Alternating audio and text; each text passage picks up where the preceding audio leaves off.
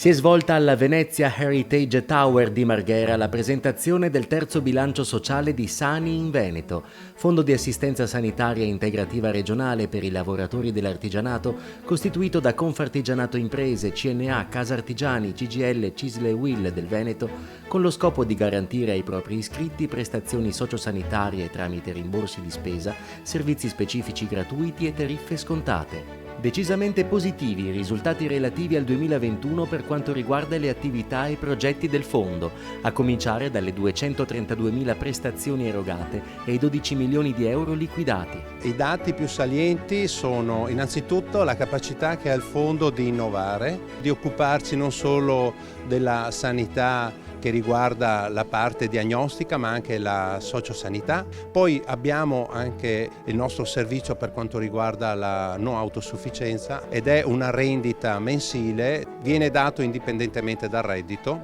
Poi la capacità di relazionarsi con il territorio. Voglio introdurre appunto il tema della sperimentazione che stiamo facendo con Padova e con Vicenza sulle attività di tutela della salute. Sicuramente un'esperienza molto positiva perché Sani in Veneto sta appunto dimostrando l'importanza di lavorare su un territorio e di dialogare con tutti gli attori presenti sul territorio, quindi sia appunto il pubblico, sia il privato, sia appunto le parti sociali, eccetera. Bilancio positivo per il progetto di Sani in Veneto Costruiamo buoni pensieri per il benessere psicologico al lavoro e in famiglia. Stiamo avendo molte richieste e la cosa bella è che ci sono state anche molte adesioni da parte dei colleghi che hanno capito che lavorare per i lavoratori perché ci sia un benessere diffuso è un valore aggiunto.